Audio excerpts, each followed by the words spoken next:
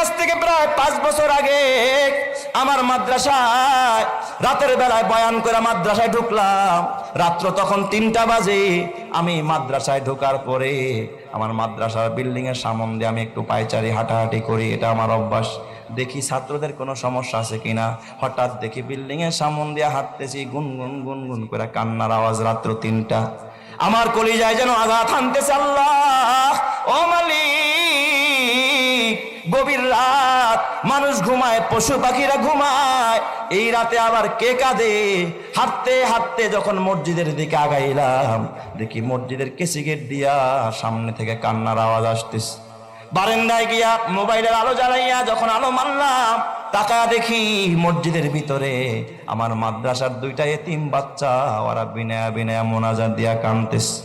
আমার মনটা অনেক খারাপ হয়ে গেল। হারে মালিক, একটার বয়স 10 বছর, আর একটার বয়স 7 কি 8 বছরের বাচ্চা রাতের বেলায় কাঁদতেছে তাহাজ্জুদের নামাজ পড়া।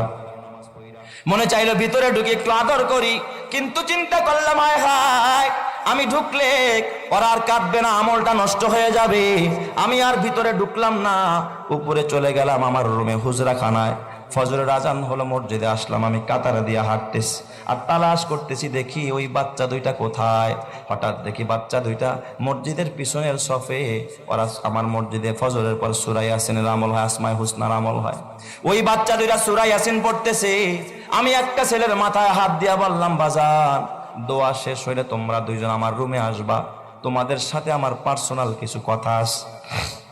ওরা 2জন দোয়া শেষ করে আমার রুমে গেছে। আমি কাছে বসাইতে চাইলাম, খাটের ভিতর আমার সাথে বসলো না। ছাত্ররা ওস্তাদের খাটে বসে না, আমার পায়ের সামনে বসেছে। বড় ছেলেটা বয়স 10 বছর হবে, ছোটটার বয়স 7 কি 8 বছর।